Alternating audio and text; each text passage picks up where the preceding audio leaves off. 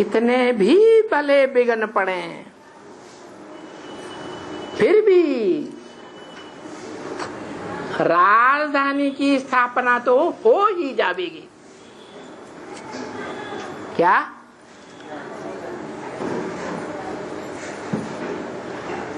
कि नई दुनिया की राजधानी स्थापन करने का ड्रामा में नूद है, तो फिर पीछे के विघ्नों को क्या देखना। भले कितने भी विघ्न कड़े हों, छोटे विघ्न हों, मोटे हों या कुछ भी हों, विघ्न तो पड़ने हैं।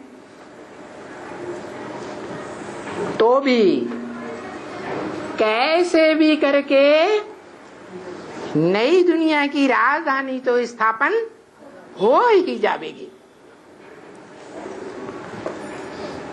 ये बता दिया विघ्न क्यों पड़ने हैं। विघ्न इसलिए पड़ते हैं कि हम राजयोग सीखने वाले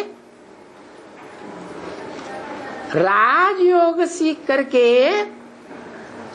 इस सृष्टि रूपी रंगमंच पर जन्म जन्मांतर के नंबरवार राजाएं बनते हैं।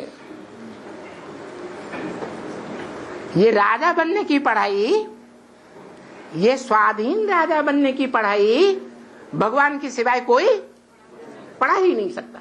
इतने बड़े बड़े धर्म पिताए हुए इन्होंने मनुष्यों को या अपने धर्म के फॉलोअर्स को भी आधीन बनाया या स्वाधीन बनाया है? आधीन बनाया। और भगवान ही आकर के राजयोग सिखा करके हमको स्वाधीन राजा बनाता है। तो जब हम जन्म जन्मांतर के राजाएं बनते हैं नंबरवार, तो दुनिया की हर चीज सतो प्रधान, सतो सामान्य, रजो और तमो तो होती है। तो कलयुग के अंत में हम कैसे राजा बनते हैं? सतो प्रधान राजा बनते हैं या तामसी राजा बनते हैं? तामसी कर्म करने वाले राजा बनते हैं और देह अहंकार में आकर के बहुत पाप करते हैं। करते हैं या नहीं? कलयुग के अंत के इन राजाओं ने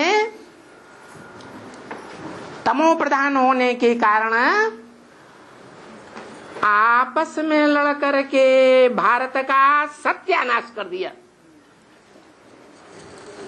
आज भारत विदेशों के अधीन हो गया, विदेशों से भीख मांगता रहता है। तो भिखमंगा नीचा हुआ दुनिया की दृष्टि में या ऊंचा हुआ?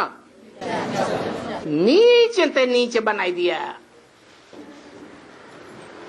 हम तो समझ गए कि हम ऐसे नीचे, हम ऐसे गरीब क्यों बने भारतवासी हैं?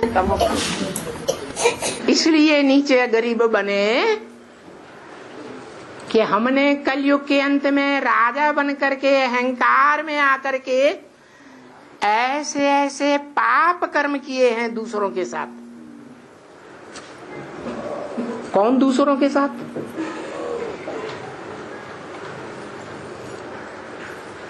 उन्हीं आत्माओं के साथ जो